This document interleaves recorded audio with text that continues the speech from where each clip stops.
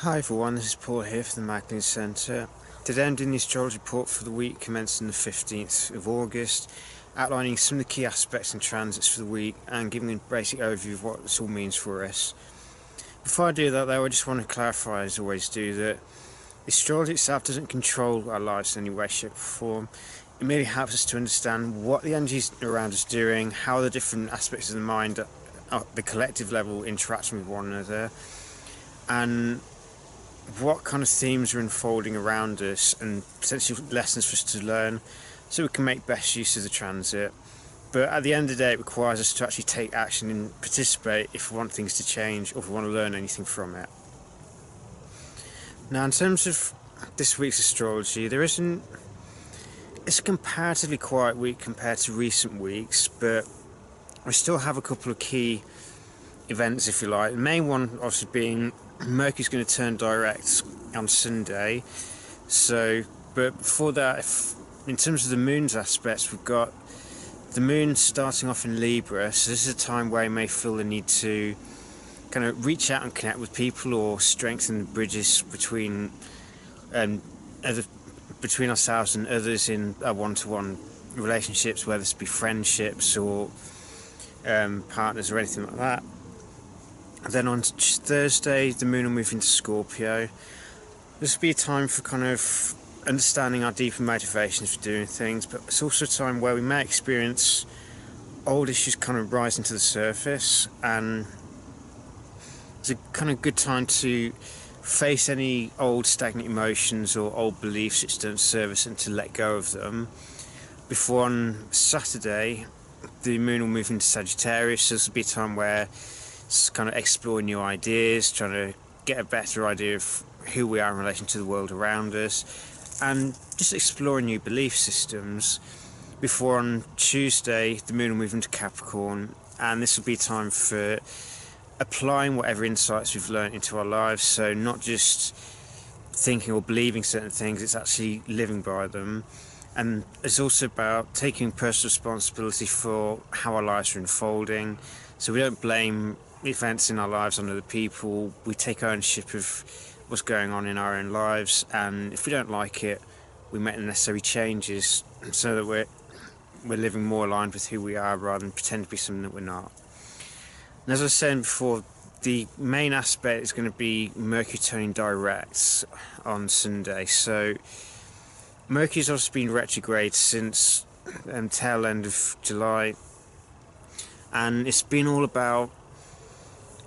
in Leo, so we're talking about understanding our sense of self-identity, how we utilise creativity or how connected we are with it, and it's also about our relationship with play, and it's learning to take control or understand our own creative process, but it's taking responsibility for what it is we're creating. So it's learning to understand the creative power of our words and seeing, are we creating things which enhance our lives by what we're saying, or are we using our words in a way that actually works against us? So we're using the creative power of words in a negative kind of way. But it's also about how comfortable we are with play.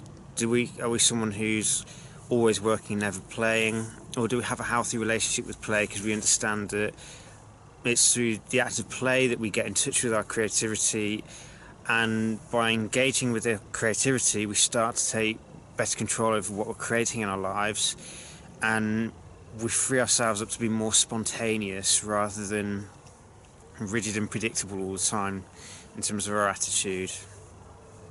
So when Mercury turns direct, this is a time where we need to be looking at applying all the things we've learned, because when Mercury is retrograde, there's more time of taking stock of situations rather than taking part in any new ventures.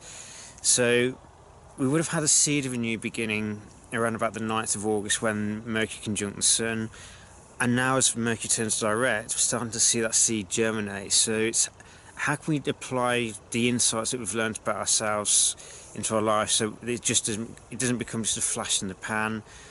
So it's how can we integrate the insights into our psyche so that our mind becomes more whole or more well integrated. So whatever unconscious stuff has come up, it then becomes integrated into the way our minds work, and whatever's come through our intuition, we then kind of learn to balance logic and intuition more readily, rather than just suppressing the intuition again and going back to very linear way of thinking and very narrow lensed.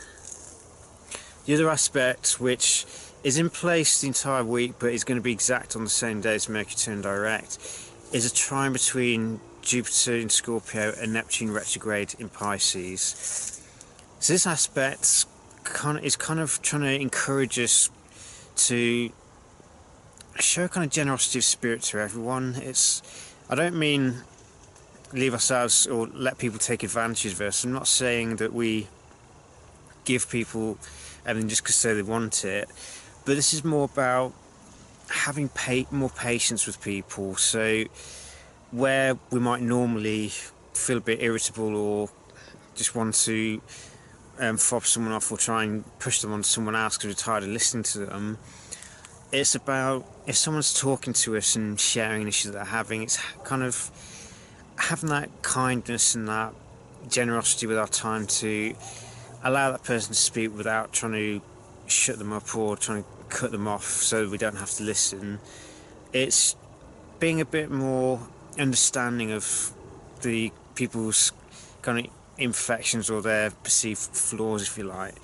It's acknowledging people's human side. So rather than having these unrealistic or high expectations of someone being a certain way, it's being more understanding towards other people. It's about being more willing to be kind, compassionate and empathetic, rather than snapping and judging people for whatever mistakes they seem to have made, or whatever they've done which may seem like a foolish error to us. But it's learn to be more kind and understanding towards one another. So rather than this rigid judgmental attitude that we're seeing a lot of, where people judging one another over the most trivial things, it's kind of taking a more relaxed approach and just saying, if people believe certain things, it's being okay that they have a different belief to us. So it's kind of relaxing down and not judging people. It's more kind of, but one thing we need to be careful of though is spiritual pride. So it's not engaging in this to show how good we are or show how much better we are than other people.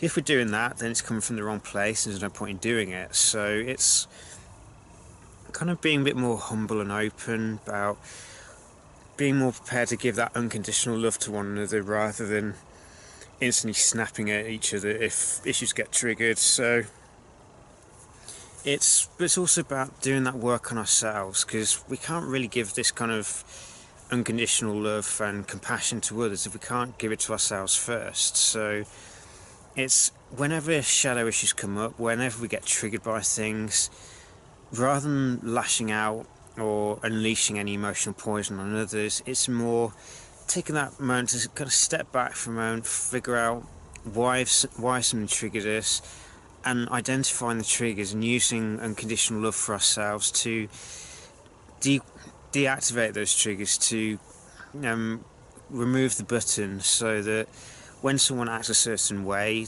there's no longer a button for them to trigger us.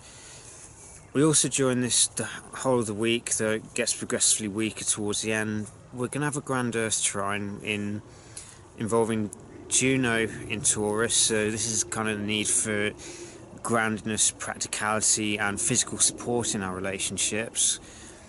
We have Ceres in Virgo, so this is kind of nurturing one another through helping each other develop skills and proficiencies. It's encouraging people to develop skill sets to empower themselves, and then offering a service through the skills that we've learned. And then we have Pluto in Capricorn, which is retrograde at this point, highlighting where we still trying to get us to question what we invest our power in. Do we believe that power lies in the external world and is outside of us, or do we see it as something that's inside of us but can only be connected to when we face our own shadow, and through transforming that shadow and breaking free of old conditioning so we become our true selves, that we can then be truly empowered, where the power comes from within us, and this true power is love.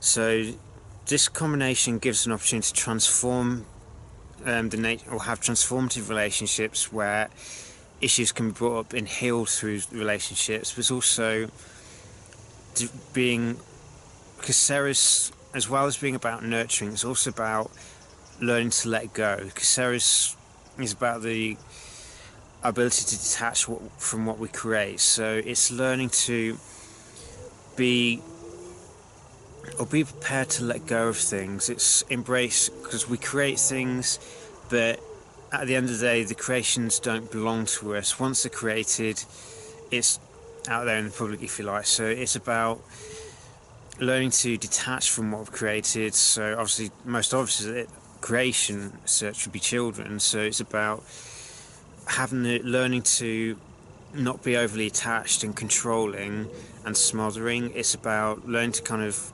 let go.